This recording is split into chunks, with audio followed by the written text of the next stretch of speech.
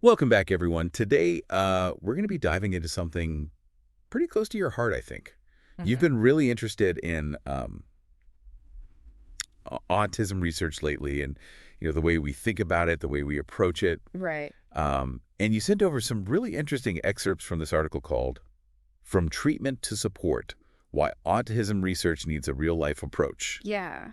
by Dr. Jaime Hoerricks. Really? It makes you think. And honestly, just glancing through this, I can already tell, like, this is going to be a juicy one. Oh yeah, for sure. This is a really important conversation to be having, and Dr. Hurricks really gets to the heart of the matter, like should we be focusing on treating autism or really looking at it from the perspective of providing support for autistic individuals? Yeah, and like right away, they don't hold back. No. One of the first things I saw was this statement that there's no place for autism in today's society. Wow. And it's like, wait, okay, hold on. That's a pretty provocative way to start this off. Yeah, And it really makes you think, well, what kind of place should there be? for sure. And that really gets us thinking about how society views neurodiversity in general Yeah, and how those perceptions actually influence the direction of research. totally. So let's kind of unpack this first big idea that Dr. Horrocks brings up, which is what they call the treatment paradigm. Right. Can you explain what that is? Like, what does that even mean? Yeah, so the treatment paradigm basically views autism as a condition, like something that needs to be fixed, something that we need to minimize. Okay. And it focuses a lot on changing or reducing autistic behaviors, Hmm. often through things like behavioral therapies or medications. So it's kind of like, trying to fit a square peg in a round hole. Exactly. Exactly. Yeah, And Dr. Horrocks is very critical of this approach I got it. because they argue it's based on this assumption that autism is inherently problematic, Yeah. and that the goal should be to make autistic people conform to these neurotypical standards rather than respecting their inherent ways of being. Yeah, I can see how that could be really frustrating, right? Like being told you're not okay as you are. Total. You need to change. You need to like fit in. And it has real consequences too, because this approach often it takes resources away from support services that could actually help autistic individuals thrive Right. Okay. in their daily lives. So that's a big deal. Yeah, and Dr. Horrocks specifically brings up the AutismCARES Act Oh, yeah, in the U.S. in the U.S. as an example. So what's the issue there? Well, the AutismCARES Act allocates a lot of funding for autism research. Mm-hmm. But Dr. Horrocks argues that it hasn't necessarily translated into tangible benefits for autistic people Right. because a big chunk of that funding is going towards trying to uncover the causes of autism Okay. and develop treatments. Instead of like really supporting. Practical support systems, yeah. So it's not just about the money. It's about how we're using it. Exactly, exactly. And it seems like Dr. Horrocks is concerned that this whole funding model has actually led to what they call big autism. Hmm. Like, organizations and researchers that are kind of profiting from this pursuit of a cure, Right. maybe even at the expense of addressing the real needs of autistic people. Yeah, potentially. That's a really important distinction, I think. Yeah. Okay, so we've got this treatment paradigm. Mm-hmm. And one of the examples that Dr. Horrocks uses to illustrate like what's wrong with this approach is the research on oxytocin treatments. Yeah. So can you tell us a little bit more about that? Sure. So oxytocin, it's a hormone. Right. And it plays a role in social bonding. Ah, And some researchers have looked into whether giving it to autistic people could actually influence their social behavior. Hmm. However, Dr. Horrocks argues that this kind of research really reflects a desire to just enforce neurotypical norms, Right. rather than focusing on genuine well-being. So it's more about making autistic people like appear more normal Right. to society Yeah. than actually helping them exactly better lives. Yeah. And I think that's a really key point that Dr. Horrocks is making. Yeah. And it raises these ethical questions, are these interventions really in the best interest Of the individual. of the individual? Right. Or are they just trying to make them fit in? Yeah. It's a tough question. It is. Now, shifting gears a little bit, Dr. Horrocks argues that instead of trying to fix autism, Yeah. research should actually be prioritizing real-life support for Yeah. autistic individuals. Mhm. So why is that so important? Well, imagine facing all these daily challenges Yeah. that most people don't even think about, Right. The article highlights some really real difficulties that autistic people face Uh-huh. in a world that's often not designed for their needs. Can you give us some concrete examples? Like what kinds of things are we talking about? Sure. So think about sensory sensitivities, right? Autistic individuals can be super overwhelmed by things like loud noises, Right. bright lights, or even strong smells in public places. Yeah. And these places are very rarely designed with those sensitivities in mind, So like even just going to the grocery store could be. It could be a nightmare. It can be Yeah. really, really stressful. Yeah. And that's just one example. So it's not just about making life like more comfortable for Yeah. autistic people. Right. It's really about making it possible for them to fully participate in society Exactly. without feeling overwhelmed, without feeling excluded. It's about creating a world that actually recognizes and accommodates neurodiversity, Yeah. And it's not just about the sensory stuff either. Okay. Like navigating social systems can also be incredibly challenging. And what kinds of things? Like healthcare, for example. Right. Education, employment, Yeah. Imagine trying to get the right medical care when you find it difficult to communicate your needs, or struggling to find a job that actually values your skills and lets you work in a way that suits you. Right. It's tough. So it sounds like what Dr. Hoerricks is saying is instead of research focusing on changing who these people are, we should really be focusing on how to help them navigate these challenges. Yeah, exactly. That's really, I think, at the core of their argument. Yes. We need to shift away from this idea that autism is something that needs to be eradicated. Right. And move towards a model where autistic people are supported. Thrive. To thrive in a world that, to be honest, wasn't built with them in mind. That's a really good point. Yeah. Okay, so we've talked about this treatment paradigm. Right. We've talked about this need for real-life support. Now, Dr. Hoerricks gets pretty passionate about this whole idea of fixing autism, Yeah. which they see as deeply, deeply problematic. I understand why. So why is that? Why is that language so problematic? Well, because the language of fixing or curing, it implies that there's something inherently wrong with being autistic. It kind of perpetuates this idea that autistic people need to be changed Right. in order to be accepted. Almost like saying they're broken and need to be repaired. Exactly. That's a great way to put it. Yeah. And Dr. Hoerricks argues that this is dehumanizing. Right. It reinforces this idea that autistic traits are like inherently negative and need to be eliminated. Yeah. But a lot of autistic people, they don't see their traits as problems to be solved at all. Right. They see them as essential parts of their identity and how they experience the world. Like trying to fix something that isn't broken, you're actually taking away a part of who that person is. Exactly. Yeah. Dr. Hoerricks also criticizes what they call deficit-based frameworks in research. Right. Can you explain what those are? Yeah, so a deficit-based framework basically views autism through this lens of limitations, like what autistic people supposedly lack.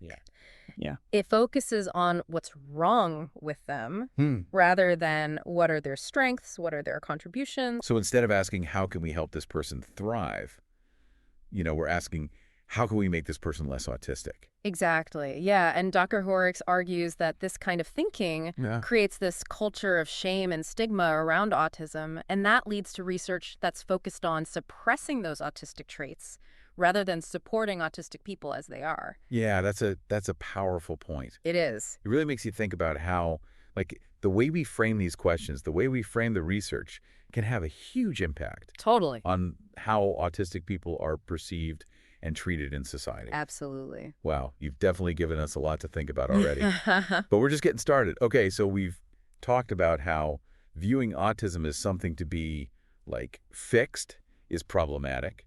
Yeah. And that we really need research that focuses on, real-life support for autistic people. Right, absolutely. Well, what does that actually look like? Yeah. Dr. Hoerricks points to some really interesting examples. And one that really stood out to me was their work on supporting autistic college students. Yeah, really fascinating research. So can you tell us a little bit more about that? What were they looking at? Yeah, so their research is really focused on practical solutions, things that can help autistic students thrive in those higher education settings. All right. So they looked at things like providing sensory accommodations. Right, like in classrooms. Yeah, in classrooms and dorms, and then also kind of recognizing and addressing the power dynamics, between students and professors. That's interesting. And then also developing like curricula that are more accessible. To different learning styles. Exactly. That's amazing. Yeah, so really instead of trying to change the student, they're looking at how can we change the environment? To support them better. Exactly. I love that. Yeah. Now, Dr. Hoerricks also wrote this book called No Place for Autism, which challenges this idea of like the medical model Right. of autism education. So the medical model basically views autism as a disorder that needs to be treated, right? Okay. And that often leads to interventions that are very focused on like eliminating or suppressing autistic traits. But Dr. Hoerricks is proposing a completely different approach, Okay. which is more of a like support-based model that values neurodiversity. Yeah. And focuses on empowering autistic students to learn and grow in ways that are authentic to them, you know? So instead of trying to fit them into this neurotypical box, Exactly. we should be creating learning environments that actually celebrate their strengths and their differences. Exactly. I love that. It's about, shifting the focus from fixing to supporting and creating a more inclusive and equitable system for all students. Absolutely. Yeah. Okay, now Dr. Hoerricks also talks about this Buckland Review in the UK as kind of like a model for supporting autistic adults in the workplace. Yeah, so the Buckland Review, it offers these really concrete recommendations. For improving accommodations in the workplace, job retention, and social supports. It sounds like they're really taking like a proactive approach. Yeah, they're really focused on real-world solutions to help people live more fulfilling and independent lives. I like that. Yeah, so for instance, like they recommend things like having clear communication guidelines, sensory-friendly workspaces, and also like training managers on how to support neurodivergent employees. That's huge. Yeah, and Dr. Hoerricks points out that, while the U.S. puts a lot of money into autism research, we don't really see that same level of investment in these kinds of practical programs. So we're spending a lot of money, but maybe not in the most effective way.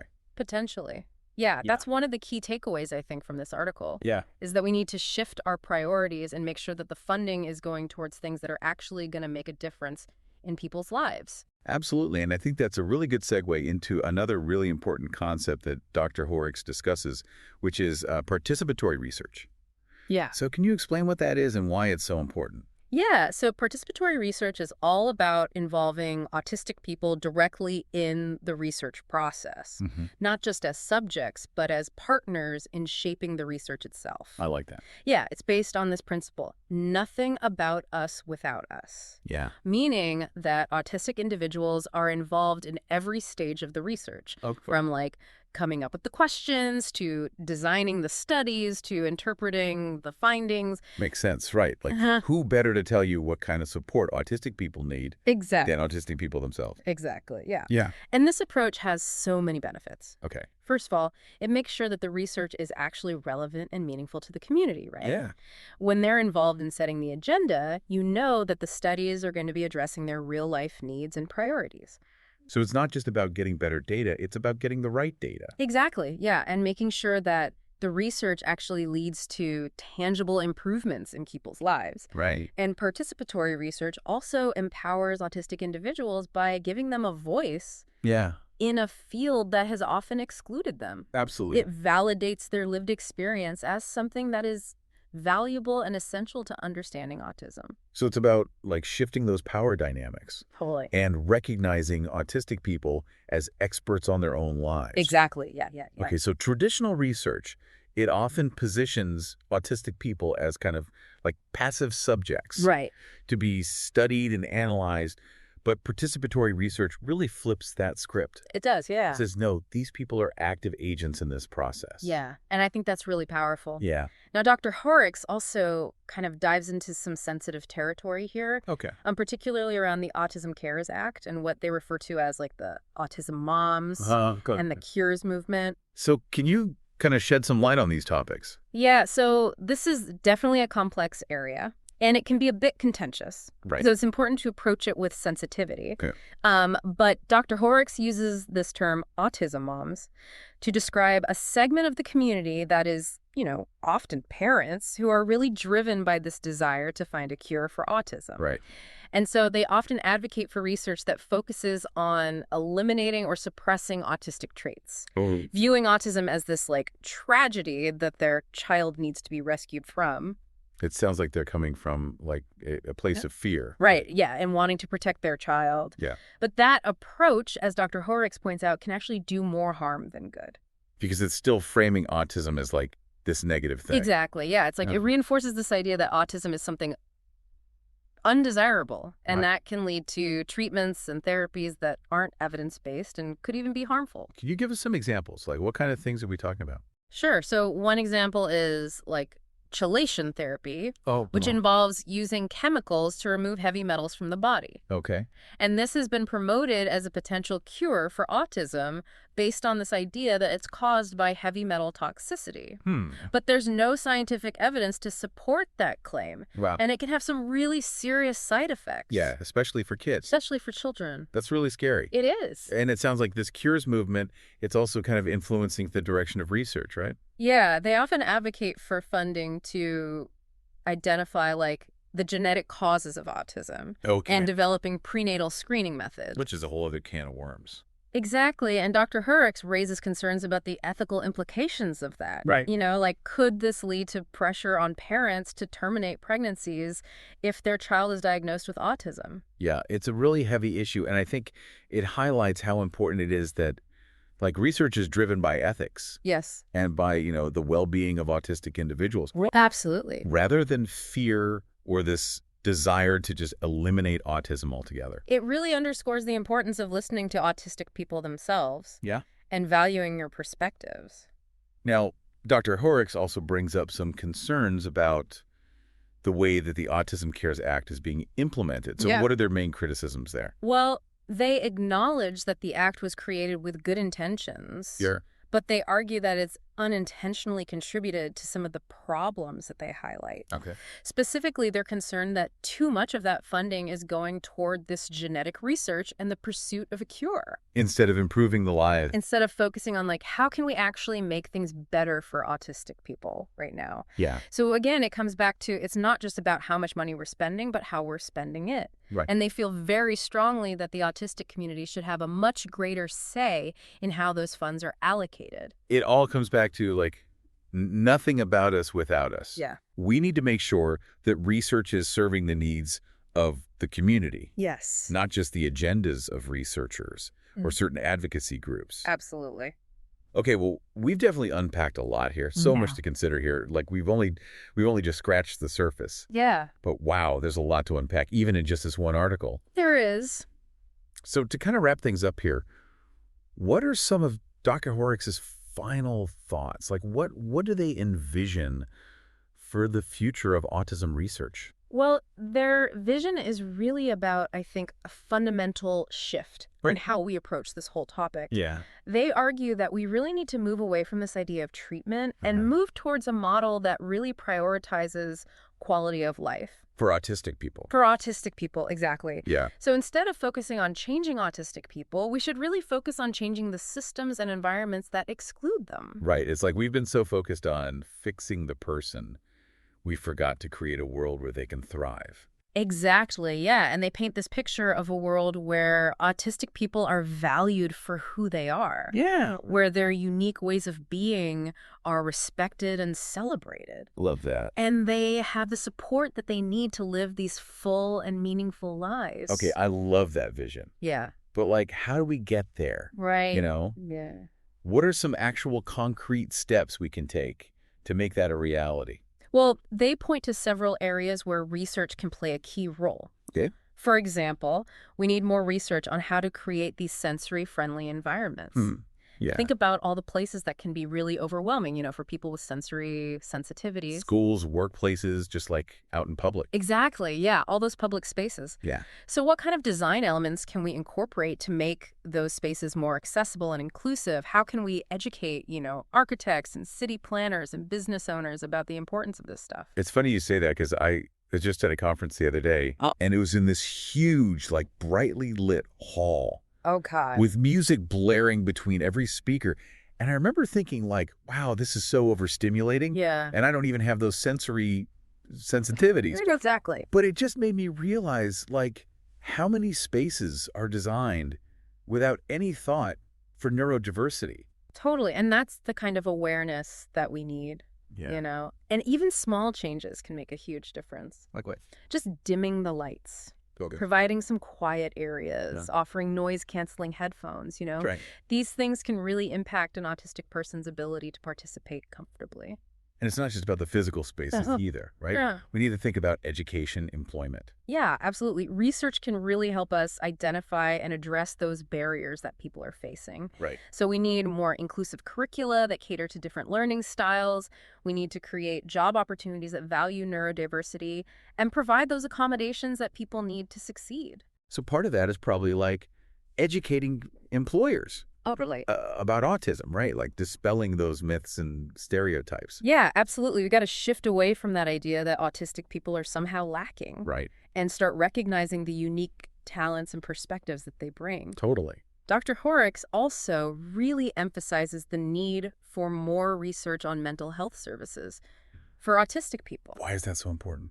Well, autistic individuals are statistically more likely to experience things like anxiety and depression. Right. And this could be due to, social isolation, bullying, the stress of navigating a world that isn't always understanding. Yeah. So it's not just about providing therapy, but also addressing these systemic issues that are contributing to those challenges. Right. Like meeting people where they are. Exactly. And providing that support. Yeah. That really honors their individual needs and experiences. And that's really at the heart of, Dr. Hoerricks' call to action. They urge us to move beyond these narrow, deficit-based views of autism and embrace a more holistic understanding that recognizes the richness and complexity of autistic lives. It's such a powerful message. And I feel like, we're at a real turning point I agree. in how we think about this. Yeah. And how we approach it. Yeah, and I think this article does a great job of highlighting both the challenges and the opportunities. Mm-hmm.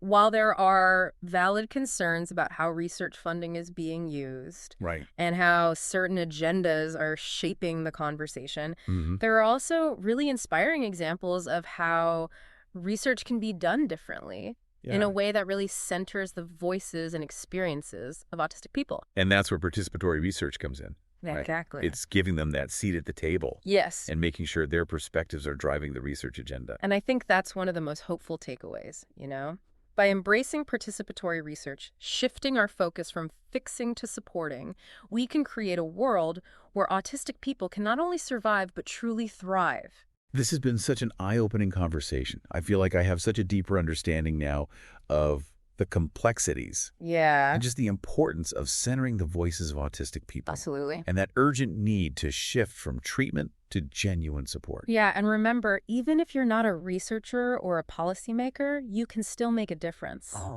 Educate yourself about autism, listen to autistic voices, challenge harmful stereotypes, and advocate for inclusive policies and practices in your communities. Yeah, those are all great reminders. Yeah. And I think, every action, no matter how small, can really contribute to creating a more just and compassionate world for autistic people. I agree.